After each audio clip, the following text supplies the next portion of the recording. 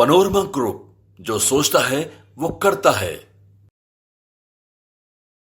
दिल्ली से सम्राट चौधरी क्या क्या लेकर के आए हैं, कौन कौन सी डील फाइनल हुई है और किस तरह की रणनीति बनी है, अब ये धीरे धीरे सुनने, देखने और समझने को आपको मिलने लगेगा। आपको बता दें कि दिल्ली से लौटने के बाद सबसे पहले जो दिल्ली से फरमान मिला है उसके हिसाब से अब विभागों में अपना अपना योगदान देना शुरू कर चुके हैं जो तत्कालीन 9 मंत्री हैं।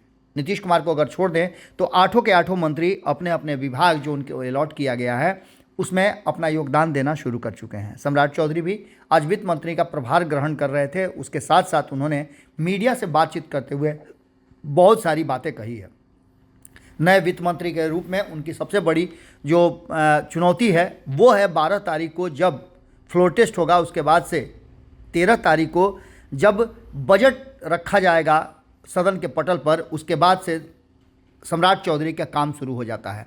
आपको बता दें कि सबसे महत्वपूर्ण इस बजट सत्र में भूमिका अगर किसी को होगी तो वो है सम्राट चौधरी। सम्राट चौधरी को वित्त विभाग मिला है और वित्त विभाग के मंत्री होने के नाते उन्हें सभी विभागों के लिए आवंटन भी करना है और आने वाले समय में बिहार का विकास कैसे होगा और बिहार को क्या विशेष मिलेगा, डबल इंजन की सरकार में क्या कुछ होगा, ये बातें भी बड़ा ही महत्वपूर्ण है। इससे पहले भी आपको हम बता दें कि जब सुशील मोदी हुआ करते थे नीतीश कुमार के साथ उप मुख्यमंत्री, तो वो भी वित्त विभाग संभाला करते थे। आपको बता दें कि उनसे ज़्यादा चुनौतियां अब सम्राट चौधरी के पास है, क्योंकि सम्राट चौधरी से उम्मीदें बहुत ज़्यादा बढ़ गई हैं। सम्राट चौधरी ने जिस तरह से अपने आप को प्रदर्शित किया है और एक राजनेता के रूप में या कहा जाए एक मंत्री के रूप में, एक अध्यक्ष के रूप में भारतीय जनता पार्टी का जिस तरह से उन्होंने अपनी छवि सामने रखी है और जिस तरह से वो काम करते रहे हैं, उसे देख करके लोगों का और ज़्यादा उनसे उम्मीद बढ़ गया है। इन सारी बातों को लेकर के एक बात तो साफ नज़र आ रही थी कि कहीं ना कहीं जिस तरह से सम्राट चौधरी ने इन सारी बातों को लेकर के अब जो आगे का रणनीति हुआ है, उस रणनीति में एक चीज़ तो साफ साफ नज़र आ रहा है कि कहीं ना कहीं जो वर्तमान बदली हुई परिस्थिति है उसमें सम्राट चौधरी के बयानों का बड़ा ही महत्व है। सम्राट चौधरी ने जैसे ही प्रभार ग्रहण किया उसके बाद से मीडिया से बातचीत करते हुए उन्होंने कहा कि जो आगे आने वाली चीज़ें हैं, चाहे वो रोजगार की बात हो या बिहार के विकास की, किसी भी बात से समझौता नहीं किया जाएगा। उन्होंने लाखों लाख, लगभग 90 लाख से ज़्यादा लोगों को नौकरी और रोजगार देने की बात कही है। तो वहीं आपको बता दें कि सम्राट चौधरी ने इसके अलावे इशारों में ये बात जरूर कह दिया है कि ये सरकार विश्वास मत तो हासिल करेगी ही और 2025 तक ये सरकार कंटिन्यू भी रहेगी।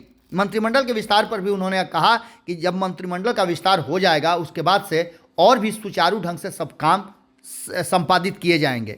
इसके साथ साथ सम्राट चौधरी ने अपने विभाग और अपने विषय में जो बातें कही वो भी काफ़ी महत्वपूर्ण है कि वो किसी भी तरह का कोई भी कोताही नहीं करेंगे, बल्कि आगे बढ़ करके अगर उन्हें मौका मिला तो अधिक से अधिक समय राज्य के हित में और राज्य के विकास में लगाएंगे। आपको बता दें कि दिल्ली से लौटने के बाद सम्राट चौधरी की भाव भंगिमा निश्चित रूप से बदली हुई थी, लेकिन आज जिस तरह से उन्होंने कॉन्फिडेंस के साथ अपनी बातें रखी हैं वो साफ बता रहा है कि आगे आने वाले समय में सम्राट चौधरी की भूमिका और बड़ी और महत्वपूर्ण होने वाली है। देखना दिलचस्प होगा कि पत्ते तो नहीं खोल रहे हैं, लेकिन जिस तरह से बातें सामने नज़र आ रही हैं वो साफ बता रही हैं कि कहीं ना कहीं दिल्ली में सम्राट चौधरी की मुलाकात जो अलग अलग नेताओं से हुई है उसके मायने ज़रूर कुछ निकलते हैं।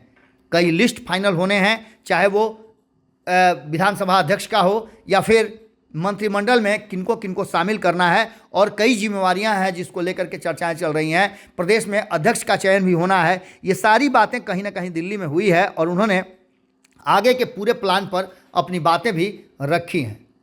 आगे क्या कुछ निकल करके सामने आता है हम आपसे फिर जुड़ेंगे और सारी बातों को आपके सामने रखेंगे। बहुत बहुत धन्यवाद। क्योंकि वित्तीय स्थिति भी अब आपको ही देखना है बिहार में। ये स्वाभाविक है। बिहार में लगातार आदरणीय सुशील मोदी जी, आदरणीय नीतीश कुमार जी के नेतृत्व में, बाद के कालखंड में तारकिशोर जी, विजय चौधरी जी लगातार वित्तीय प्रबंधन करते रहे और बिहार आंतरिक संसाधन कम रहने के बावजूद भी कैसे मजबूती से बिहार खड़ा हो इसकी चिंता करते रहे।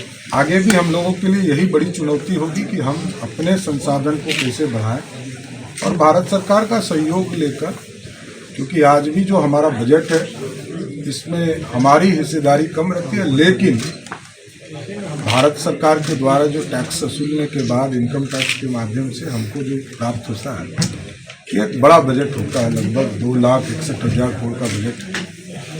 तो इसे प्रस्तुति में आगे के दिनों में भी हम वित्तीय प्रबंधन और अच्छे से कैसे कर सकते हैं इस पर चर्चा करेंगे और इसको आगे बढ़ाएंगे। वित्त विभाग के अलावा भी कई विभाग आपके पास है, तो क्या उन सब विभाग का भी पदभार ग्रहण करेंगे? और नहीं बहुत ज़्यादा स्वाभाविक है, सभी जगह काम करने हैं और जब तक नए मंत्री नहीं आते हैं तब तक सारे काम को आगे बढ़ाना है। बजट को लेकर भी तैयारी करनी होगी, क्योंकि बजट पेश एकदम जरूर बजट की तैयारी और कुछ सरकार ने पहले से आदरणीय नीतीश कुमार जी के मार्गदर्शन में किया है, आगे और इसको अच्छे से कैसे प्रस्तुत किया जा सकता है उसको करें। स्वास्थ्य व्यवस्था को लेकर क्या कुछ पहल होगी आपकी ओर से? स्वास्थ्य विभाग भी आप ही के अंदर है।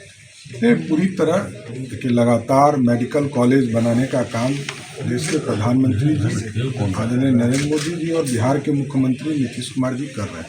इसको और अच्छे से कैसे इसको सभी जगह उपस्थित हो पाए, सभी जिले में सभी लोकसभा क्षेत्रों में टारगेट है कि हम वहाँ पर मेडिकल कॉलेज की स्थापना करें, उस टारगेट को अचीव करना है। पहली बार आप बजट पेश करेंगे वित्त मंत्री के तौर पर, तो क्या कुछ उसमें ऐसा रहेगा ताकि राज्य के लिए गरीब कल्याण ही मकसद है। चाहे प्रधानमंत्री जी का आपने देखा हो या मुख्यमंत्री जी के द्वारा उद्यमी योजना, लोग कहते थे 10 लाख नौकरी, अब तो 94 लाख लोगों को रोजगार देने का टारगेट हम लोगों की सरकार ने लिया है। 94 लाख लोगों को हम सीधे रोजगार देने का काम करें। फ्लोर टेस्ट के दिन कोई उथल पुथल होगी क्या? आरजेडी अभी भी खेला की बात कह रही है, नीतीश कुमार पे कोई बराबर नहीं है। 2 पार्टी के पास एब्सोल्यूट मेजॉरिटी है और तीसरा पार्टी के तौर पर आदरणीय मांझी जी का समर्थन प्राप्त है।